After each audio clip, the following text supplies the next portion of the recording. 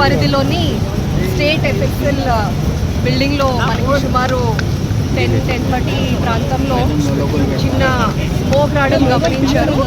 అర్లీగా వచ్చినటువంటి office boy ఆయన అందరికీ ఇన్ఫర్మేషన్ ఇవ్వగా local police and fire engines అన్నీ కూడా ఇమీడియట్గా రీచ్ అవ్వడం జరిగింది. ఫస్ట్ ఫ్లోర్లో స్మోక్ రావడం స్టార్ట్ అయింది. Later on it has spread. Preliminary information and supposedly short circuit. That is what we suspect. It is no scientific basis. Madam గారు కేసులకు సంబంధించిన ఆధారాలన్నీ సాక్ష్యాలన్నీ ఇక్కడే ఉంటాయి కదా, అదేమన్నా సేఫ్ గా ఉన్నట్టు ఏమైనా గుర్తించారా?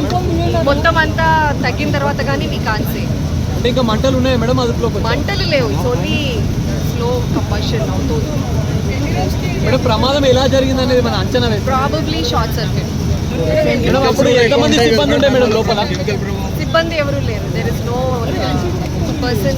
పర్సన్. ఒక్క ఆఫీస్ పై చూసినతనే కొంచెం ఆయన ఇనీషియల్గానే ఫైర్ ఎక్స్టింగ్విషర్ యూజ్ చేసి అది తగ్గించడానికి ట్రై చేశాడు, కానీ ఆయనకు కూడా కొంచెం అస్వస్థతకు లోనై he also was admitted in hospital.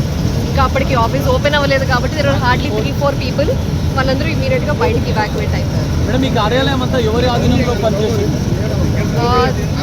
Police department. ప్రతి శనివారం ఏదో జరుగుతుంది మేడం, శనివారం ఇంకా అట్లా అనుకుంటే రోజు ఏదో ఒకటి జరుగుతుంది, కానీ things happen. There are accidents.